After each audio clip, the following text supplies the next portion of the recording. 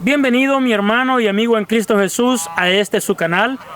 Una vez más aquí tratando de traerle una palabra de Dios que sea constructiva y edificativa, edificándonos sobre la palabra. Soy Orlando Ayala y en esta ocasión vamos a estar hablando de un punto muy importante, es doctrinal. Vamos a estar hablando en el libro o en la carta de Colosenses, una carta que fue escrita del apóstol Pablo.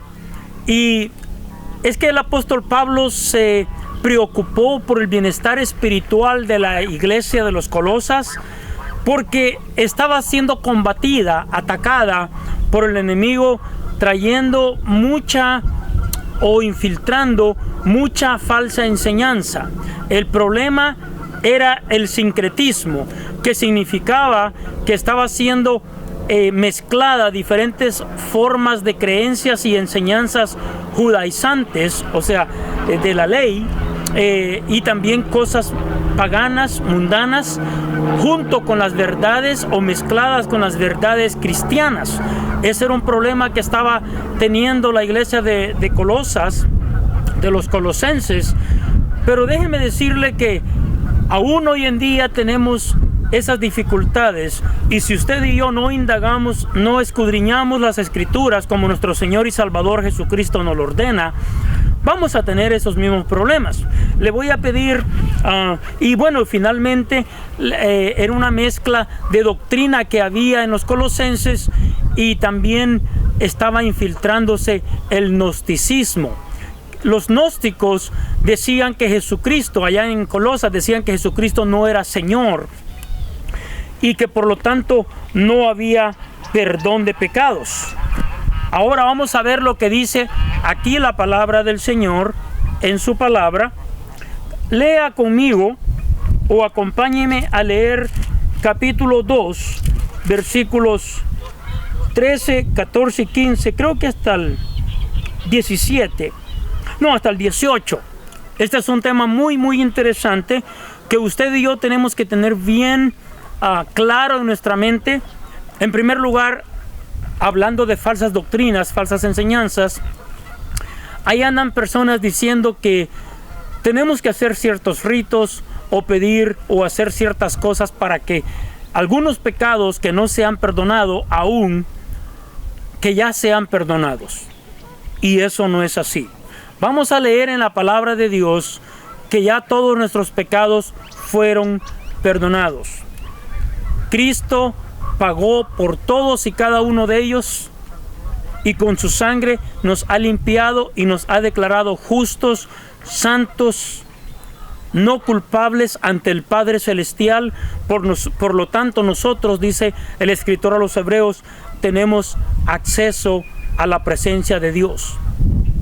Podemos entrar con confianza a la presencia. Esto a mí me llena mucho de gozo, porque yo soy un gran pecador y le fallo al Señor, pero yo sé de que en Cristo estoy bien, estoy cubierto y voy a tener el perdón, y ya tengo el perdón de mis pecados, y voy a tener la entrada al cielo cada vez que así yo lo desee. Colosenses capítulo 2, versículos 13, como dije: y a vosotros, estando muertos en pecados y en la incircuncisión de vuestra carne, os dio vida juntamente con él, perdonándoos todos los pecados. Por favor, léalo ahí conmigo. Dice: perdonándoos todos los pecados, anulando el acta de los decretos que había contra nosotros. Mire, anulando el acta de los decretos que había contra nosotros. ¿Cuál era el acta que había contraria o contra nosotros? El acta que decía que usted y yo somos pecadores. Y la palabra de Dios había establecido que el alma que pecare, esa morirá. Por lo tanto, usted y yo merecemos morir.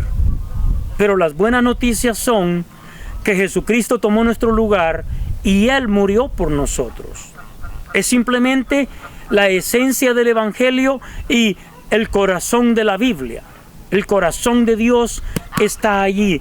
en la muerte y crucifixión de nuestro Señor Jesucristo, anulando el acta anulando el acta de los decretos que había contra nosotros, que nos era contraria, y quitándola en medio y clavándola en la cruz, y despojando a los principados y a las potestades, los exhibió públicamente, triunfando sobre ellos en la cruz. Amigo mío, esto no le gusta al enemigo, que nosotros lo creamos, y mucho menos que lo prediquemos. Yo le digo por experiencia, una vez que me tocó echar fuera demonios, puse a una hermana a recitar esta parte de la Biblia, y usted no tiene idea de cómo el demonio se condolía al oír esto. Esta parte donde dice aquí, y despojando a los principados, ahí los derrotó. Despojando a los principados, los desnudó, los derrotó públicamente, dice la palabra, en la cruz. Y las potestades, los exhibió públicamente, triunfando sobre ellos en la cruz. Es por eso que el enemigo se ha levantado y ha hecho una mezcla de diferentes creencias, doctrinas, o mejor dicho, dogmas, enseñanzas del hombre y del enemigo que nos quieren confundir. Pero si usted y yo nos paramos fuertes en la roca que es Cristo Jesús, conocemos la Escritura, conocemos la palabra de Dios, no va a haber demonio, no va a haber doctrina que nos haga cambiar de lo que Él ya ha establecido. Es por eso que el apóstol Pablo dice allá en la carta a los Romanos, en el primer capítulo, que la cruz para muchos es locura, pero que para nosotros es poder de Dios. ¿Por qué? Porque allí nosotros fuimos perdonados, ahí nosotros tenemos la victoria sobre el mal, sobre el maligno, sobre el enemigo que quiere destruir nuestras almas. Y eso es lo que está aclarando aquí el apóstol Pablo, y les está diciendo, no tienen que creer a filosofías humanas, no tienen que creer a dogmas de hombres, ni a gnosticismos. No tienen que creer que la ley judaica los va a salvar. Era una mezcla que estaba pasando entre la ley judaica, el paganismo, o sea, cosas del mundo, ritos, en otras palabras, del mundo, y verdades también mezcladas del cristianismo o de la fe cristiana, de la enseñanza que el Señor Jesucristo nos dejó. Y eso hasta el día de hoy sigue vigente. Diferentes iglesias dicen que Jesucristo no es Dios, que Jesucristo no es Salvador, que Jesucristo no es el Mesías. Pero la palabra de Dios dice claramente que Él es nuestro Salvador, y que Él hizo la obra redentora, y que exhibió públicamente a Satanás, a las potestades, o sea, a los príncipes demoníacos, a todo espíritu que se rebeló, a todo ángel que se rebeló allá en el cielo ante Dios y fue expulsado de su gloria. Ahora ellos están aquí operando y nos quieren confundir. Como dice el apóstol Pablo a Timoteo, estas son enseñanzas de demonios. ¿Por qué? Porque todo lo que quieren hacer es confundirnos y alejarnos de la verdad. Pero, amigo mío, hermano en Cristo Jesús, especialmente pastores, líderes, evangelistas, maestros, yo les hago una cordial invitación a que profundice en la palabra, a que tenga el conocimiento de la verdad de Dios, porque con este conocimiento es que nosotros vamos a derrotar las huestes, vamos a declarar la palabra y vamos a decirle al enemigo, escrito está, como está aquí en Colosenses, que todo principado y las potestades Él las exhibió públicamente, triunfando sobre ellos en la cruz. Y mire, y aclara el apóstol Pablo, ¿por qué? Porque, como dije ya anteriormente, habían mezclas de ritos de la ley mosaica, la cual no es buena, la cual no es mala, perdón, es buena. El problema es que nosotros no podemos justificarnos ni completar la ley mosaica al 100% como Dios deseaba que nosotros lo hiciéramos. Ahora entonces, ¿por qué razón fue dada la ley mosaica? Fue dada para mostrarnos que nosotros somos pecadores, que nosotros no podemos agradar por nuestros propios medios o méritos a un Dios santo, a un Dios bueno, porque yo tarde que temprano le voy a fallar. Si no robo, miento. Si no codiceo la mujer del prójimo o la mujer que no es mi esposa. Yo como hijo de Dios no tengo ese derecho porque eso es fornicación. Entonces, nosotros entendemos que